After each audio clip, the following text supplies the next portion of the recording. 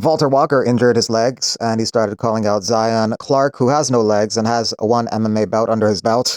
Zion asked him, why are people saying you want to fight me? Do you want to catch smoke, or are you just having a little fun for the fans? I will smash you, bro. I don't have fans. We are walkers. I'll choke you out. Where do you want to lose? Let me know, jiu-jitsu or MMA. Let's do MMA, talking all that shit to me, or jiu-jitsu, whatever you want. I'm with it. All due respect. I respect you. It'll be fun, though. Don't have respect between a man and a lion. I will eat you. I want to fight jiu-jitsu against you. Be ready. If you want to be a little bitch ass, go ahead and be like that. I'm as much a monster as you are. Karate Combat president says that he just DM'd both sides to try and get them booked last minute for tomorrow's Karate Combat event. Fingers crossed, we can make this happen. That Karate Combat event on Friday, KC57 in Miami, has some former UFC fighters on it, like Uriah Hall and Marcus Perez in the co-main event. And before that fight, you got Violent Bob Ross versus Rafael Alves.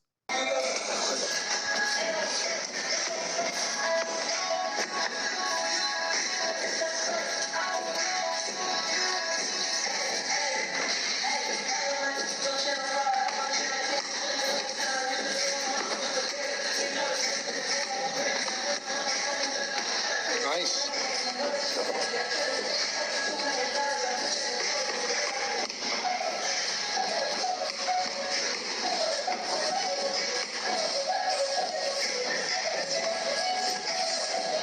Fifteen seconds.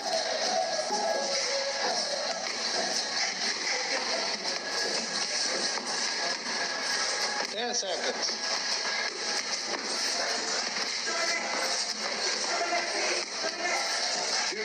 Training with the enemy, Zuck is savage. Wyden, Alex, knock him out.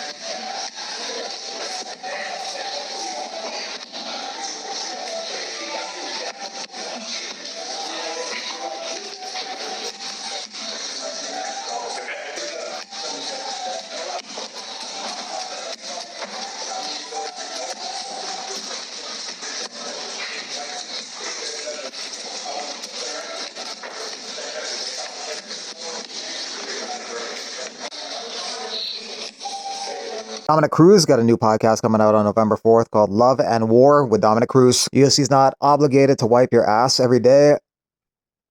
Hard decision to make. Keep my belt or lose an eye. If they cut Hamdi Abdel Wahab and keep Chris Barnett, I'm going to think twice about the UFC right now. Henry Cejudo puts Khabib over Alex Pereira on the greatest of all time list, but he also puts himself over Khabib on the greatest of all time list. He thinks if Khabib and Alex Pereira fought at 185 pounds, Khabib would win that fight. Kamaru Usman agrees with that, but kind of contradicts himself by saying Khabib couldn't be a champ at 185 because the guy's up there, hit too hard. What if they both meet at 185 pounds?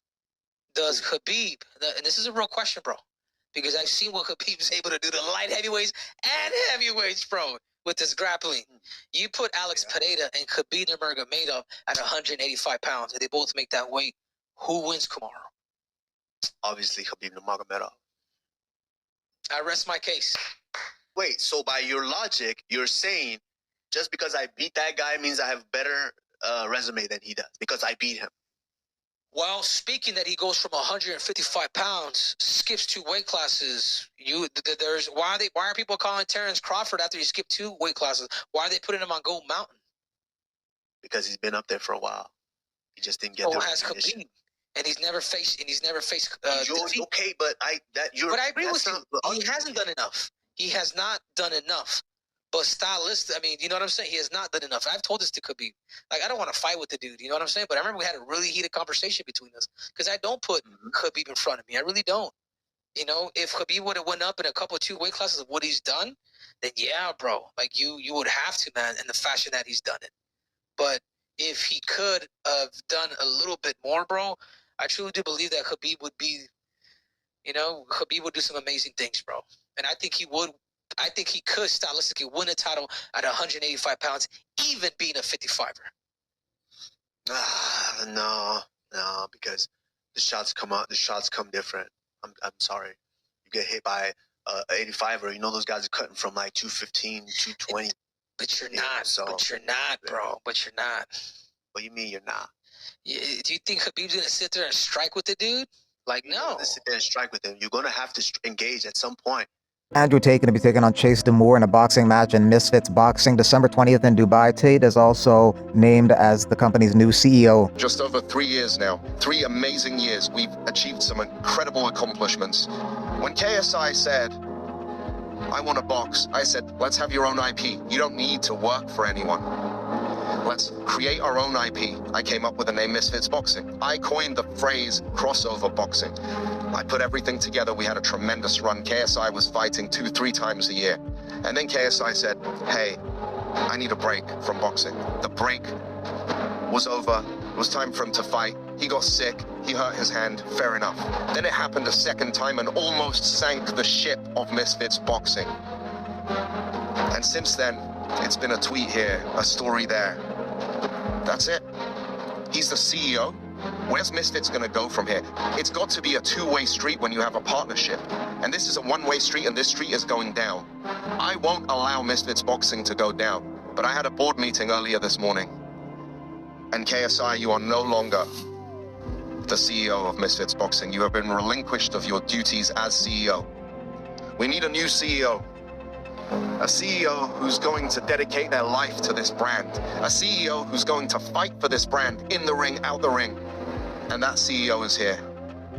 Please welcome our new CEO. To your new CEO. I wouldn't say it was a hostile takeover, but it was certainly planned. And Mams and I are going to be working together to finally put Misfits where it belongs on the world stage. The largest disruptive force in sports entertainment history. So considering that, somebody who failed at their obligations to make this organization as big as it should have been has been ousted, and I'm the new CEO. I guess it's my job to make the most entertaining fights. Who's the person who everybody wants to see fight? Who's the guy I can sign that everybody will tune in to watch fight? It's me. Isn't that convenient? Quite easy. I heard he's a great guy, easy to work with. So for that reason, I myself am going to be fighting as CEO on the next Misfits show, December 20th, here in Dubai. And if I'm going to fight, I mean, it's been a while. If I'm going to train and get in there, I may as well do it for a belt. And if it's going to be for a belt, it may as well be for the biggest one. So I, as CEO, order a mandatory title defense for the heavyweight Misfits belt between myself, Andrew, the top G, King Cobra Tate, against Chase DeMoor. You don't have a chance and you don't have a choice, Chase. You have to do it. It is mandatory. So I strongly recommend you train. You may be younger than I am. You may be more active. You may be bigger. But everybody has a plan until they're punched in the face. December 20th, Misfits, our largest show ever produced here in Dubai, and I will be headlining myself. Gabriel Stevenson doing Dirty Boxing tonight. He wants to eventually get into UFC and become the UFC heavyweight champion. And going to many crazy places, and now, you know, I hit the middle age of 25. It's still very young, but I hit 25, and you know, it's time. You know, for the heavyweight division, I feel like there needs to be a fresh face. It needs to be an American guy to go out there and win, and go out there and put on a good show and beat everybody in front of him. And so I think I can be that person. So I don't even think I know I can be that person. And it's just like we talked about. It's not if, it's when. And I feel like that win is coming soon. Yeah, you want to be the best of the best. You know, I've won the Olympics. I've been in so many big places. Played in NFL. Been in so many great spots and so many big arenas. And I know that my path leads to something bigger also, and that could be UFC champion.